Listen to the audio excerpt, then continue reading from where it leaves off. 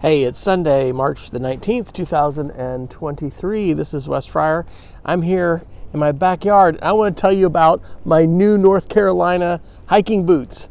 And I'm doing this actually, well, for several reasons, but I have a story that harkens back to Philmont Scout Ranch when I was a ranger there for a couple summers in 1990 and 1992, and why it can be good to tell the stories of our boots. So I'm going to end with that.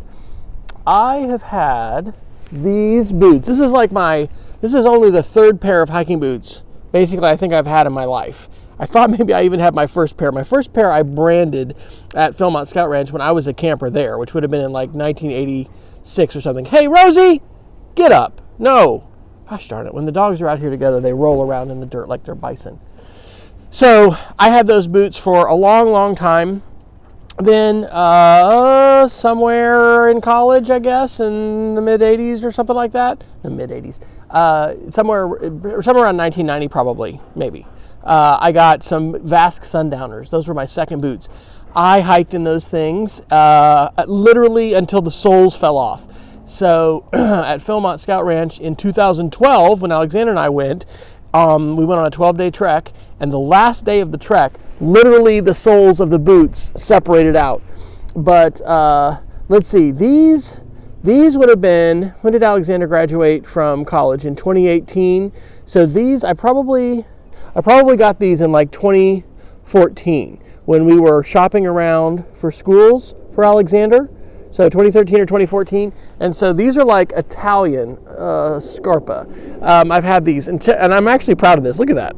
Look at the soles. The soles are almost gone. Where's your sole? What happened to your sole? And so, anyway, these have been great boots. These have been lightweight boots. I've really enjoyed them. But hey, Shelly and I are doing more hiking and adventuring here in in North Carolina. And so, ta-da, I have an Oboz boot.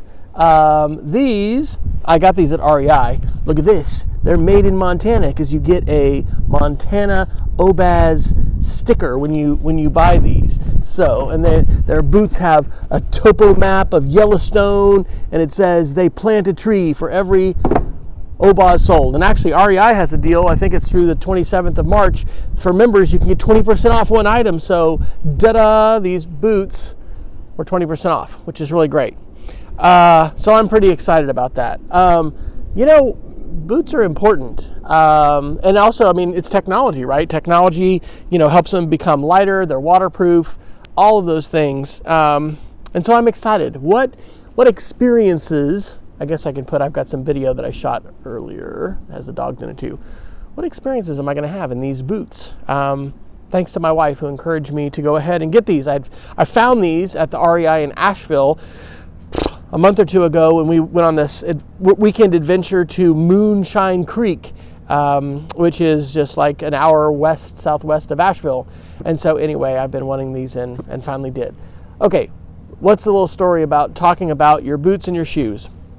One of the things that happens sometimes when we are hiking, when we're backpacking, when we're on the trail, is we end up looking down, and sometimes we end up looking at the feet, the boots often, of the person who is right in front of us. And so, one of the things that I learned from a ranger, probably at ranger training, maybe for the first time in 1990, and this was something I stuck with me, and I did this with all of my crews, is the first time we would set out on the trail, and at Philmont, the ranger stays with you in base camp for a couple days, and then you go on the trail with your crew for a couple days to make sure that they understand and are practicing low impact camping, and basically they're going to be good, by themselves. So I do this the first water stop, first break that we would take on the trail when we were hiking to our base camp. And what you do is everyone gets in a circle, and you can have your packs on or off, whatever, but everyone's going to go around and tell about their shoes. Tell about their boots. Tell me about your boots. Tell me the origin story of your boots. Tell me about your boots. And after everyone goes around and does that, here's the punchline. You say, well, now that you have seen everyone's boots in detail, and you even know some stories that go with them, you don't need to stare at them anymore. So what you can do is look at the beautiful outdoors that's all around, and you can enjoy basically not having your head down the whole time and enjoying the view. And of course, that's a challenge, and depending upon the terrain and the trail, you don't want to trip over roots and you don't want to fall down. But you want to be keeping your head up.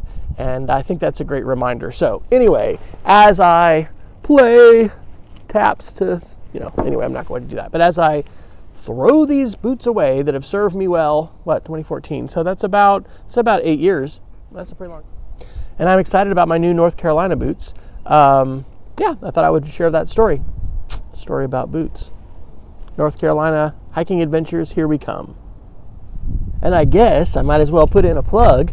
If you'd like to hear more of our adventures in hiking and hopefully RVing and even backpacking in North Carolina, you can follow the podcast that Shelly and I started a couple months ago. It's called Wes and Shelly Share.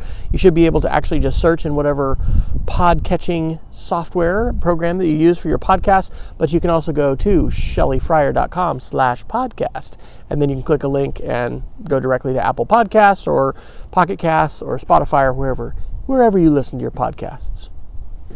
Stay curious, keep exploring, go outside.